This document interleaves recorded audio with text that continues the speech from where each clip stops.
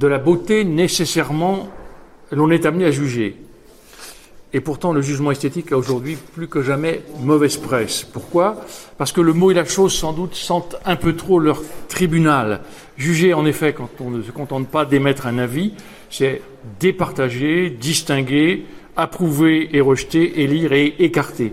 C'est donc nécessairement discriminer et hiérarchiser. C'est au final rendre un verdict, à l'instar de Paris, le prince troyen à qui l'on demande de choisir quelle est la plus belle d'Aphrodite, d'Athéna ou de Héra. On pourrait sans doute évoquer d'autres prédicats. Il y aurait tout un nuancier, je laisse tomber, de même que je laisse tomber la question du sublime. Le jugement relatif au beau, dirons-nous, vaut bien sûr pour les réalités naturelles, un bel arbre, un beau ciel, et a fortiori pour les produits de l'art, car le jugement esthétique occupe, c'est une évidence, une place essentielle dans la sphère de l'art. Pas d'art sans réception des œuvres et donc sans jugement par le public, la critique, un éditeur, un galeriste, un jury pour une bourse, ou encore telle ou telle instance qui arbitre, par exemple, dans le cadre d'une commande publique.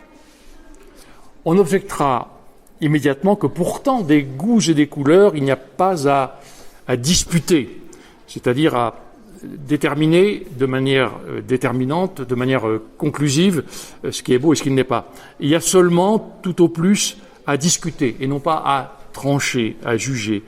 Chacun, alors, est renvoyé à la subjectivité de son goût, lequel, ajoute-t-on, s'il mérite respect, quel qu'il soit, ne saurait prétendre à quelque valeur universelle que ce soit. Or, en matière de beau, à la différence de l'agréable, il en va, semble-t-il, tout autrement.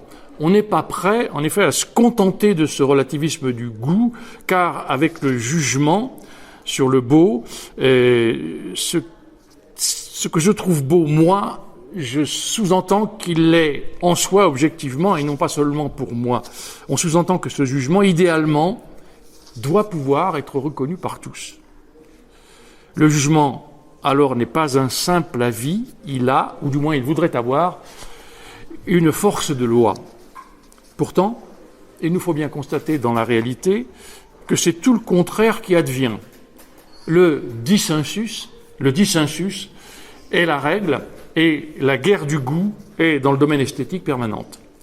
Car le soupçon inévitablement s'installe, le jugement ne trahit-il pas un point de vue partisan, ne reflète-t-il pas un intérêt ou encore un préjugé, n'est-il pas biaisé? Et tout spécialement s'il s'énonce dans la sphère instituée de l'art et de la culture. On sera alors enclin à ne voir en lui, quand il veut s'imposer comme norme, que l'effet objectif d'une culture dominante ou une élite de supposés experts serait seul à habiliter à énoncer ce qui vraiment vaut. Juger, dira-t-on, si c'est plaider pour un bon goût supposé valoir pour tous, ce serait alors toujours manifester une posture aristocratique qui heurte les valeurs démocratiques d'aujourd'hui. Cette difficulté, aujourd'hui, est redoublée de ce que l'aspiration démocratique est parasitée par la place prise plus que jamais par l'industrie culturelle, à travers le marketing, la publicité et le rôle des médias. À l'appréciation proprement esthétique tend ainsi à se substituer une évaluation des œuvres reposant sur le seul critère de la valeur d'échange, de la valeur marchande. Sera ainsi élu comme bon livre celui qui se vend le mieux, celui qu'on appellera le best-seller. Et le plébiscite du grand nombre importera plus que l'avis dûment circonstancié, émanant d'un expert. Je vais commencer, pour essayer de débrouiller un peu le problème, par une anecdote personnelle. Il m'est arrivé, bien imprudemment, de qualifier un chanteur très connu, prénommé Johnny, sur Facebook, lors des obsèques nationales qui lui ont été consacrées, le qualifier de calamité à la fois nationale et musicale. C'était évidemment déclarer la guerre du goût. La formule m'a valu quelques remontrances indignées, mais aussi, plus constructive, la riposte d'un poète, d'un auteur, qui m'opposait les propos de Proust que je vais rapidement vous lire. Proust écrit « Détestez la mauvaise musique, ne la méprisez pas. » Je saute. Sa place, nulle dans l'histoire de l'art, est immense dans l'histoire sentimentale des sociétés. Un cahier de mauvaise romance, usé pour avoir trop servi, doit nous toucher comme un cimetière ou comme un village. Qu'importe que les maisons n'aient pas de style, que les tombes disparaissent sous les inscriptions et les ornements de mauvais goût, de cette poussière peut s'envoler devant une imagination assez sympathique et respectueuse pour taire un moment ces dédains esthétiques, la nuée des âmes, tenant au bec le rêve encore vert qui leur faisait pressentir l'autre monde et jouir ou pleurer dans celui-ci. Proust, en somme, nous invite à faire la part des choses, à distinguer dans le jugement sur le beau ce qui a une valeur sentimentale, comme il dit, et ce qui a une valeur proprement esthétique. Il nous invite surtout, d'ailleurs, à ne pas mépriser la première, la valeur sentimentale. Mais il n'en dit pas davantage sur la valeur esthétique. Parler de la valeur sentimentale à propos du goût, si l'on élargit la question, c'est supposer que le jugement est toujours, pour une part du moins, intéressé, selon le mot de Kant. Il exprime ce que ressent un sujet à propos d'un objet qui le concerne ou lui importe. L'objet élu, déclaré beau, l'est pour autant que le sujet se retrouve en lui.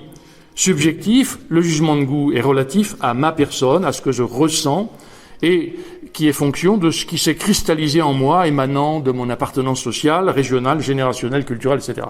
Fonction aussi de mon humeur, des circonstances. C'est donc un jugement partisan, un jugement où je suis juge et parti, comme le crapaud de Voltaire qui juge belle sa crapaude. Bref, il est à mon insu, le plus souvent, une construction sociale déterminée. Éventuellement, il sera même symptôme d'un souci de distinction sociale de l'esthète, comme pourra le dire Bourdieu. Bref, il n'y a rien d'absolu et d'universel dans le jugement de goût. Revenons toutefois vers Proust. Si l'on est attentif à ce qu'il dit exactement, on constate qu'il nous invite en fait à ne pas confondre le plan moral, le plan politique du respect, de la reconnaissance due à chacun, celui au fond des droits de l'homme, plan où prévaut une logique foncièrement démocratique, et le plan de l'art et de l'esthétique, où, parce qu'il importe que l'excellence soit distinguée de la médiocrité, la logique est alors nécessairement aristocratique. Le goût populaire, celui du grand nombre, peut bien plébisciter pour des raisons sentimentales la mauvaise musique, je reprends les termes de Proust, il n'en reste pas moins qu'elle est mauvaise, détestable au plan esthétique, mauvaise en soi, nulle au regard de l'histoire de l'art.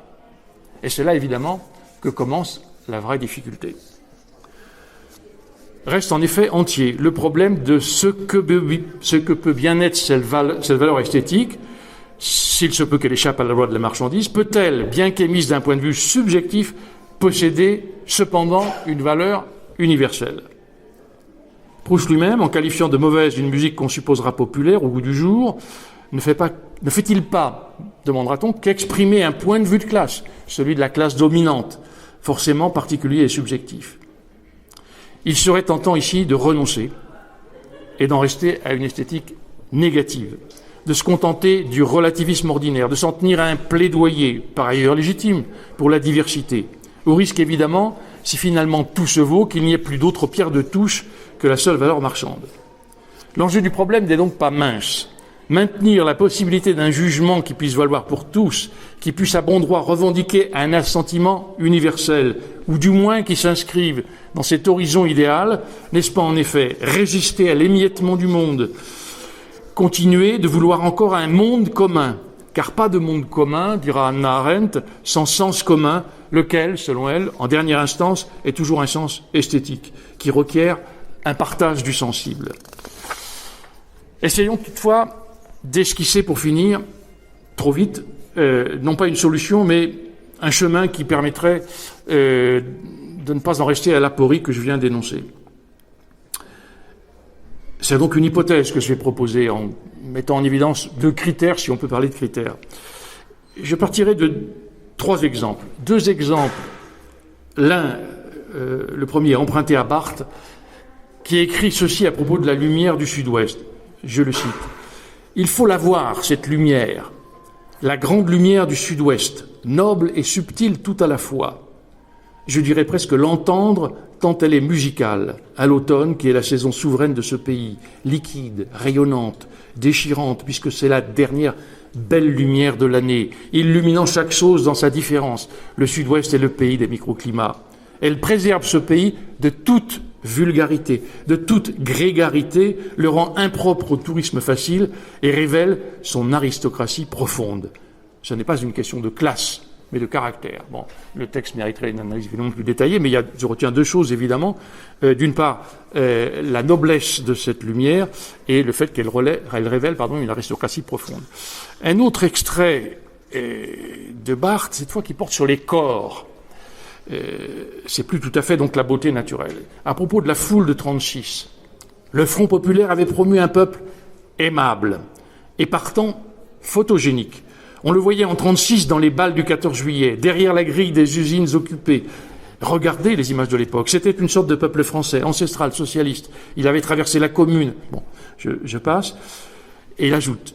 Mais aujourd'hui en France, il écrit ça en 73-74, il me semble que les corps sont embourgeoisés, moins déterminés que sûrs d'eux-mêmes, sinon agressifs, peut-être politiquement trop jeunes, comme s'il y avait dans le corps jaune à peine dissible un risque de fascisme qui serait l'envers hideux de la beauté.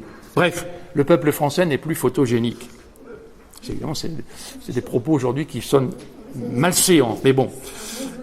Mais il ajoute, en une sorte de repentir ultime, Barthes, l'ouvriérisme sommeille au cœur du petit bourgeois que je suis. Le peuple aimable qui est décrit ici est le peuple romantique que Michelet aimait charnellement. Le repentir de Barthes, à propos des corps populaires, indique donc qu'en réalité le jugement est toujours, pour partie au moins, intéressé, biaisé par une appartenance de classe, là en l'occurrence. Et il en va de même pour la lumière du sud-ouest, car comme vous le savez peut-être, Barthes était originaire du sud-ouest. Donc le jugement trahit toujours un intérêt, un point de vue partisan, plus ou moins caché. Il n'est jamais, en d'autres termes, chimiquement pur, ce qui ne veut pas dire pourtant qu'il soit réductible à cet intérêt.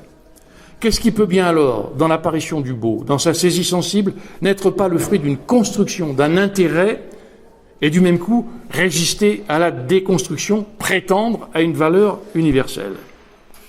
Deux dimensions, selon moi, peuvent ici être mises en évidence, deux dimensions qui sont à la fois irréductibles à quelque construction sociale, historique que ce soit, et indéconstructibles, inéliminables. D'une part, est ressenti comme beau, me semble-t-il, ce qui nous met en contact avec la nature comprise au sens de physis, dont nous nous sentons participer. Ce sentiment, ou cet affect, se manifeste comme surgissement en nous de cette physis, de sa puissance, une puissance qui, sauvage, nous échappe, ne découle aucunement de notre vouloir. Il faudrait évidemment ici définir la nature. Je vais m'appuyer sur une formule de Merleau-Ponty, dans un cours sur la nature, où il dit « Le concept de nature n'évoque pas seulement le résidu de ce qui n'a pas été construit par l'homme, mais une productivité qui n'est pas nôtre, bien que nous puissions l'utiliser, c'est-à-dire une productivité originaire, qui se continue sous les créations artificielles de l'homme. » Et c'est ceci que nous retrouvons dans le jugement sur le beau et qui conduit à l'universel. Donc un sentiment dont on peut postuler qu'il est universel, présent en chaque homme, accessible à chacun, même s'il est enfoui au plus profond de l'âme humaine, comme dirait l'autre. En effet, pas besoin d'être natif du sud-ouest pour être sensible à la beauté de la lumière, dont parle Barthes. De même, pas de groupe humain qui ne soit insensible au chant des oiseaux, à l'intensité et l'évidence presque sacrée de leur apparition, de leur vol ou de leur chant. Ce saisissement face au beau se traduit en nous comme en écho à ce qui subsiste en chacun de vie sauvage, de pulsion vitale, en deçà de toute culture, par un sentiment singulier de vitalité, de joie, d'emportement, d'emballement, si l'on veut, d'agrandissement de l'âme ou du conatus que chacun d'entre nous est.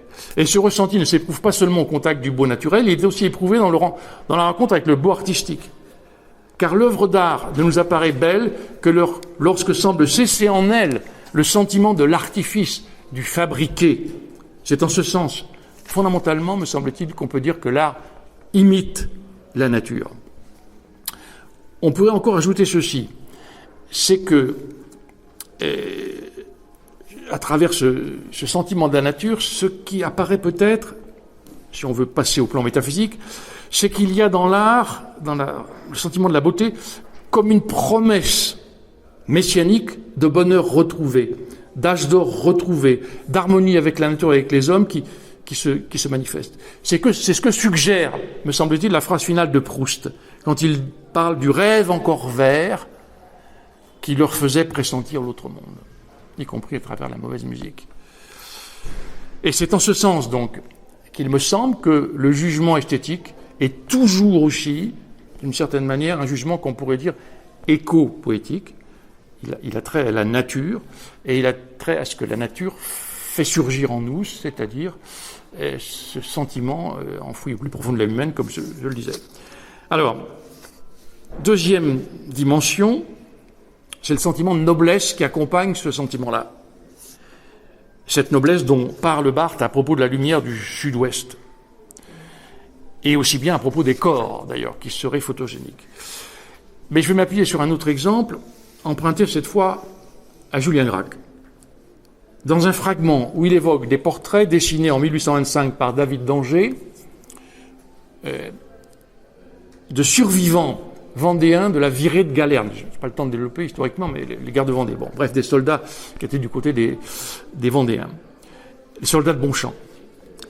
Et Gracq écrit ceci: « Ce qui me frappe dans ces visages qui ont visiblement fasciné David, c'est une singulière expression de noblesse qu'une coupe analogue pratiquée aujourd'hui, aux environs de 1975, dans la génération correspondante par l'âge, ne dégagerait aucunement et que confirmerait en revanche sans nul doute une galerie symétrique des volontaires de 92, donc du côté des Républicains, du côté des Bleus. » Évidemment, c'est pas gentil pour les humains de 75. Noblesse, ajoute Gracq, qui tient toute au vif sentiment d'autonomie qui se dégage de ces visages si dissemblables, noblesse qu'aucun atavisme ne structure, mais qu'a suffi à modeler, semble-t-il, une décision sans appel, moins soldat que compagnon fidèle, d'une grave et mortelle aventure dont le point de départ était non un événement, mais un choix. Visages testamentaires qui sont comme des signatures apposées à la dernière page d'une vie unifiée. Texte très écrit, là encore il faudrait commenter. Il me semble qu'ici la noblesse, une fois encore, n'est pas affaire de classe sociale, mais de caractère, comme dit Barthes. Elle se lie, elle s'appréhende à la faveur d'une expression des visages qui traduit la liberté et le courage, celui de l'affrontement au risque de la mort, dont les héros grecs de l'Iliade fournissent sans doute le plus ancien paradigme. Et aujourd'hui, on n'aurait sans doute pas de peine à trouver semblable noblesse chez les soldats ukrainiens. Le beau, alors, s'allie à une tonalité qui est celle de la gravité, et l'esthétique rejoint ici l'éthique. Elle en est indissociable. Ce qui est beau et noble, c'est alors, en deçà de l'œuvre d'art, une physionomie ou une expression qui témoigne de la noblesse d'une action, d'un engagement qui ont durablement imprimé leur marque dans une forme de vie, un ethos. Au-delà, on dirait que le sentiment du beau est indissociable d'un sentiment d'admiration pour tout ce qui témoigne d'une forme de noblesse, laquelle noblesse invite à l'hymne, à la louange. C'est l'appréhension de cette noblesse qui fait que le jugement esthétique est également un jugement politique. Par exemple chez Marx, quand il écrit dans les manuscrits de 44, lorsque les ouvriers communistes se réunissent, ils s'approprient le besoin de faire société, d'exister comme communauté. La fraternité humaine devient alors chez eux une réalité pratique et la noblesse de l'humanité brille sur ces figures endurcies par le travail. Évidemment, ces deux dimensions que je viens de pointer, la dimension éco-poétique et la dimension éthique, il est sans doute difficile de les distinguer, de les dissocier. Et peut-être que je n'ai fait que repousser d'un cran le problème, car toute la difficulté, c'est évidemment de juger cas par cas. Le jugement esthétique est au fond toujours un jugement jurisprudentiel. Et dans un tel contexte, faire apparaître quelque chose qui relève de l'universel n'est évidemment pas chose facile. Mais, malgré tout, me semble-t-il, ils permettent de dépasser l'impasse, l'aporie qui était celle de l'esthétique négative qui en resterait au chacun selon ses goûts que j'ai énoncé pour commencer. Voilà, merci beaucoup.